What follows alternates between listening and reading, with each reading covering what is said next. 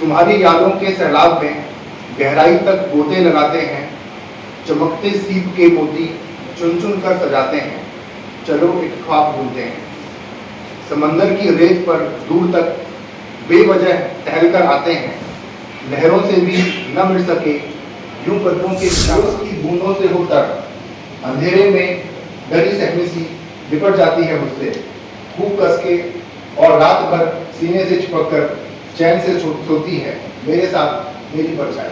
बहुत विस्तृत रहा है और हम सभी लोग हिंदी भाषा क्षेत्र से संबंध रखते हैं।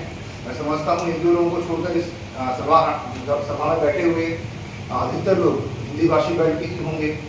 तो हम सभी लोग के कंधों पर ये जिम्मेदारी है कि हम सब लोग जो हमारी मातृभाषा है इसको, इसके भविष्य को उज्जवल करने के लिए अपनी तरफ से जो छोटा सा प्रयास हो सकता है उसको हम लोग निभाएंगे।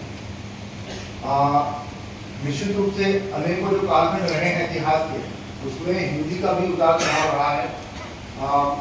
अनेकों अनेक भाषाओं का एक बड़ा समेकित रूप हिंदी भाषा के रूप में रहा है, और अभी वर्तमान में हम लोग देखते हैं कि काफी बदलाव इस भाषा में हुए हैं।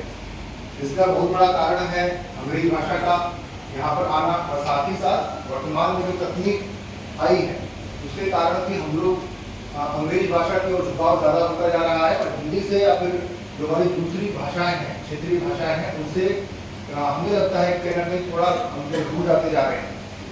तो इसके लिए कि हम लोगों को सचेत रहना होगा, हम सभी लोगों को प्रयासरत रहना होगा।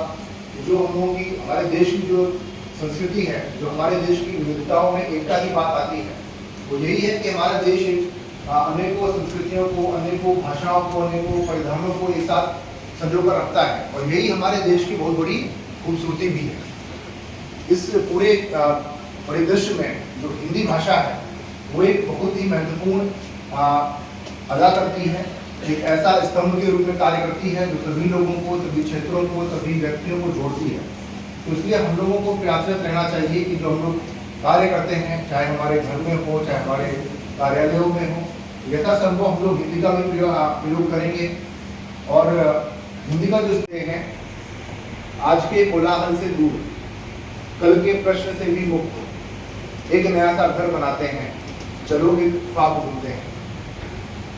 तुम्हारी यादों के सैलाब में गहराई तक गोते लगाते हैं, चमकते सीप के मोती चुन चुन कर सजाते हैं।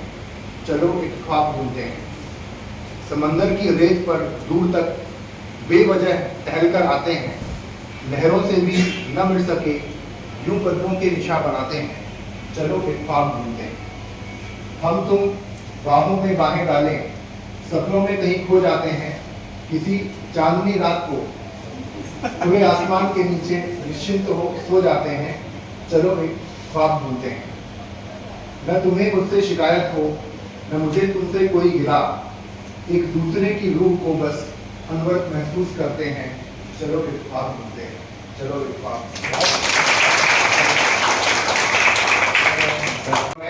एक ही तो है, पूरक एक दूसरे के, वो समाई है कहीं मेरे ही भीतर, पर फिर भी कभी लड़ती है, कभी झगड़ती है, रूठने मनाने की रस्म निभाती है मेरी परछाई। दोपहर की तपती धूप में कभी पास आती तो कभी दूर जाती है। इसी तरह दिन भर लुका छुपी का खेल खेलती, कभी स्थिर शांत, कभी चंचल तो कभी अदृश्य, अनेकों रूप धरती है मेरी परछाई। इसमें जो परछाई, जो वास्तविक परछाई है वो भी है, इसके अतिरिक्त शाब्दिक अर्थ जो उसका दूसरा है वो भी आप लोग समझ सकते हैं। परंतु रात की खामोशी में सन्नाटे की परत के बीच ओस की बूंदों से होकर अंधेरे में डरी सहमी सी लिपट जाती है मुझसे खूब कस के, और रात भर सीने से चिपक कर चैन से सोती है मेरे साथ मेरी परछाई। बहुत बहुत धन्यवाद।